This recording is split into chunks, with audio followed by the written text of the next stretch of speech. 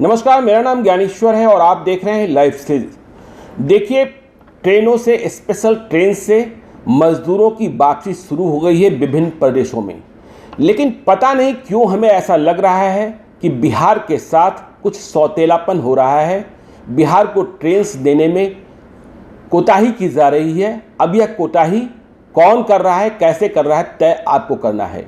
बिहार के सबसे अधिक मजदूर देश के विभिन्न प्रदेशों में फंसे हैं।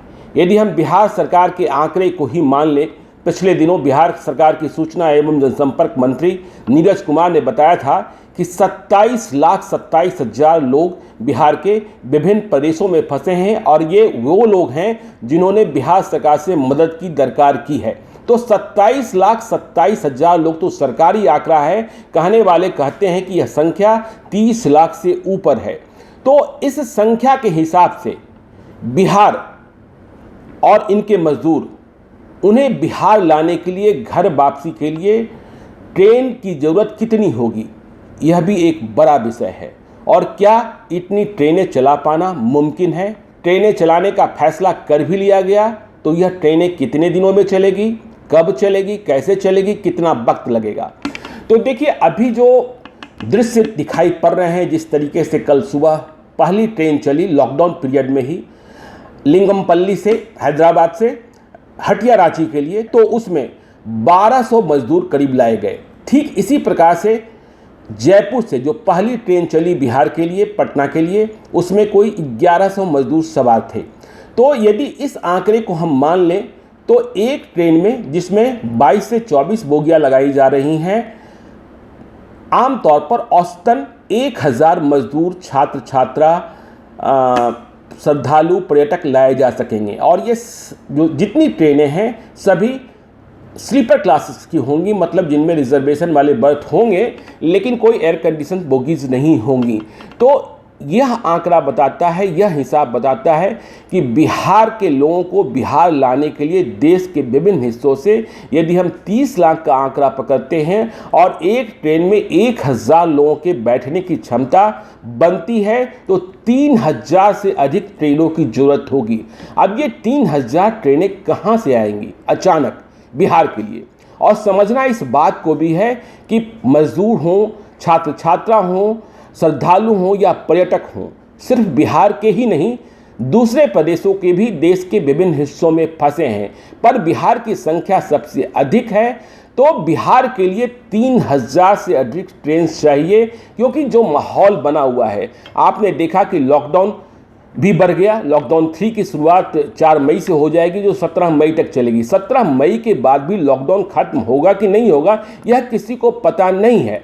ऐसे में कोई भी व्यक्ति जो अपने घर से दूर है, जो प्रदेश में है, वह किसी भी सूरत में घर वापसी चाहता है, क्योंकि वहाँ उनके पास कोई काम नहीं है, वहाँ उनके पास खाने पीने का संकट है और घर वाले भी परेशान हैं। कई ऐसे प्रदेश भी हैं जहाँ कोरोना सबसे अधिक तांडव कर रहा है। इन प्रदेशों में आप महाराष्ट्र, गुजरात, मध्य प्रदेश, जैसे दिल्ली भी है, आप नाम ले सकते हैं। तो हर व्यक्ति वह चाहता है कि इस संकटपूर्ण माहौल में घर लौट जाएं। और आपने देखा होगा कि जब लॉकडाउन 1 की शुरुआत हुई थी तो कई लोगों ने पैदल मार्च शुरू कर दिया था। लोग साइकिलों से चल पड़े थे, लोग रिक्शा से चल पड़े थे, लोग ट्रकों में छुपे आ रहे थे, लोग एम्बुलेंस से चले आ रहे थे। बाद में जब यह बात समझी गई कि यह समस्या बहुत गंभीर है, तो पहले तय हुआ कि बसों से लाया जाए लोगों को, प्रवासी मजदूरों को, छात्र छात्राओं को, श्रद्धालुओं को, पर्यटकों को। लेकिन सरकार ने 48 घंटे के भीतर ही समझ लिया कि इतनी बसें नहीं व्यवस्थित की जा सकती, नहीं इंतजाम हो सकते हैं। बिहार सरकार ने कहा कि 1,70,000 से अधिक बस चाहिए, जो है ही नहीं। बिहार सरकार के पास तो अपना ही बस कितना है, मात्र 600। और यदि बिहार के सभी बसेज ले लिए जाएं, वो लंबी सफ़र के लिए तैयार होंगे कि भी नहीं होंगे, तब भी यह संभव नहीं हो पाता। तब यह फैसला हुआ कि स्पेशल ट्रेन चलाए जाए, ताकि जो फंसे हुए मजदूर हैं, छात्र छात्रा हैं, श्रद्धालु हैं, पर्यटक हैं, उनके घर पहुंचाया जा सके। लेकिन अब इस राह में भी मुश्किलें दिखाई पड़ रही हैं और हम फिर से कह रहे हैं कि बिहार के साथ सौतेलापन दिख रहा है केंद्र का। देखिए, हैदराबाद से जो पहली ट्रेन चली लॉकडाउन पीरियड में कल रांची हटिया के लिए। यह ट्रेन तब चल पड़ी थी जब केंद्र सरकार ने स्पेशल ट्रेन चलाने का आदेश भी नहीं दिया था। झारखंड सरकार के प्रति केंद्र की नरेंद्र मोदी सरकार अधिक मेहरबान दिख रही है। यह मेहरबानी क्यों है, इसके पीछे क्या कौन से कारण हैं, यह बात बाद में समझी जाएगी। लेकिन इस बात को जान लीजिए कि केवल हैदराबाद से ही ट्रेन नहीं चली, कल रात को ही रांची के लिए कोटा से भी झारखंड के छात्र छात्राओं को लेकर ट्रेन चल पड़ी और आज फिर से धनबाद के लिए ट्रेन चल रही है कोटा से। तो झारखंड को अधिक संख्या में ट्रेनें मिल रही हैं, बिहार को पता नहीं क्यों ट्रेनें नहीं मिल रही है। अभी सिर्फ एक ट्रेन चली है जयपुर से पटना के लिए, जो पटना पहुंच रही है। कोटा के छात्र छात्रा परेशान हैं। वैसे बिहार सरकार की ओर से कहा जा रहा है कि आज कोटा से ट्रेन खुलेगी, पर सिर्फ कोटा से ट्रेन खुल जाना ही बिहार की समस्या का समाधान नहीं है। कोटा में छात्र छात्रा हैं, लेकिन जो देश के दूसरे हिस्सों में मजदूर फंसे हैं बड़ी संख्या में। आपको यह पता है कि देश की जो इंडस्ट्री है, देश का जो इंडस्ट्रियल प्रोडक्शन है, उसमें बिहारी मजदूरों की बहुत बड़ी भूमिका है। आप यूँ कह सकते हैं कि देश की इंडस्ट्री के इंजन हैं बिहारी मजदूर। और जब काम बंद हो गए हैं, कोरोना की चपेट में पूरा देश है, पूरी दुनिया है, तो ये मजदूर वहाँ रहना नहीं चाहते हैं, घर वापसी चाहते हैं। तो 3000 ट्रेनों की व्यवस्था, बिहार को ट्रेनें कब मिलेगी? देखिए, आपने जयपुर से एक ट्रेन चला दी, कुछ लोगों ने आवेदन कर रखे होंगे। मैं यह नहीं मानता कि जयपुर में मात्र 1100 बिहारी ही फंसे हैं।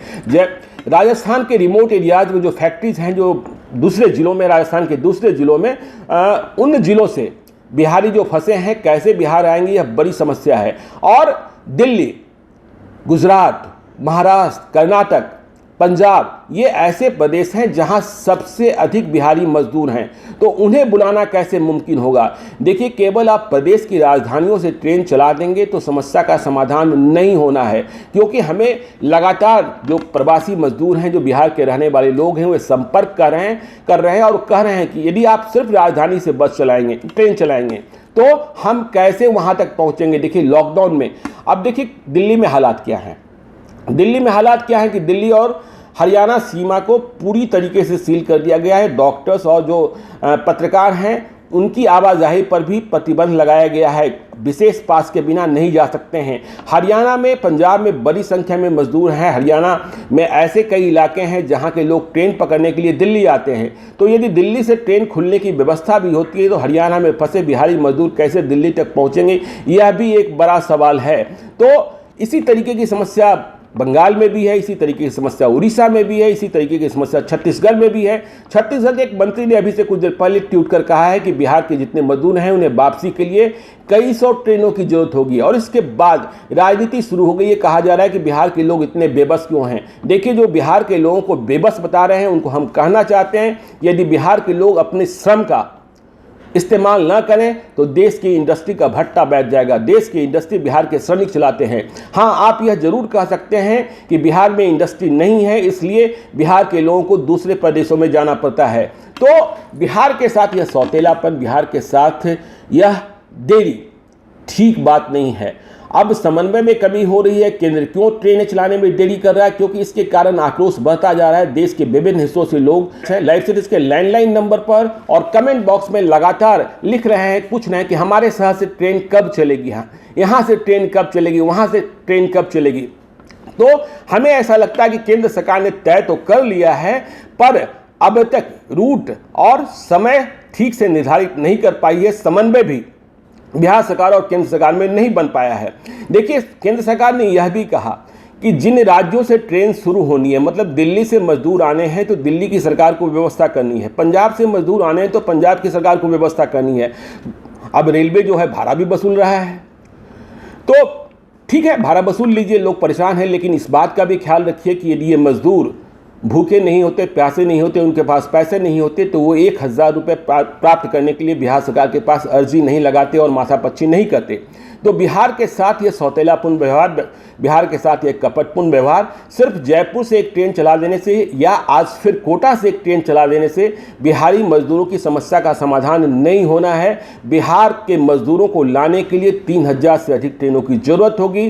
ठीक है, ऐसे भी मजदूर होंगे जो हालात सुधरे तो वे जहां हैं वहां रहना चाहेंगे, लेकिन अभी जो संख्या है हम कह सकते हैं कि 90% से अधिक मजदूर या बिहारी जो दूसरे प्रदेशों में फंसे हैं वे अपने घर को वापसी चाहते हैं और इंतजाम चाहते हैं। उनकी नज़रें सरकार की ओर है और उनकी नज़रें बिहार सरकार की ओर है, केंद्र सरकार की ओर है, उन राज्यों की ओर है जहां वे फंसे पड़े हैं। तो बिहार के लिए ट्रेनें कब चलेंगी और इसकी उद्घोषणा कब होगी? देखिए, सरकार को चाहिए कि वह बाजाप्ता अनाउंस करे। टिकटों की व्यवस्था आपने करी है आपाधापी को रोकने के लिए, बिल्कुल सही बात है कि प्रत्येक प्रदेश में नोडल अफसर बनाए गए हैं जिनके यहाँ आपको अर्जी लगानी है और ये अर्जी आप इलेक्ट्रॉनिक भी लगा सकते हैं या फिजिकल की बात तो अभी कही नहीं गई है, कहा गया है कि आप मेल कर अर्जी लगाएं।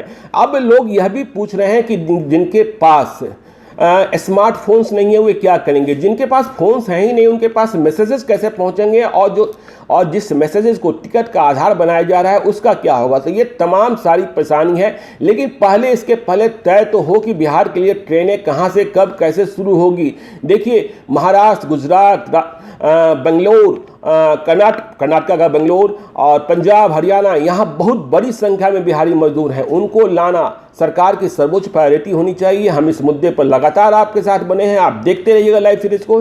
यदि अब तक आपने हमारे यूट्यूब चैनल को सब्सक्राइब नहीं किया तो जरूर कर लीजिएगा और यदि इस वीडियो को फेसबुक के माध्यम से देख रहे हैं तो पेज को लाइक करिएगा। धन्यवाद।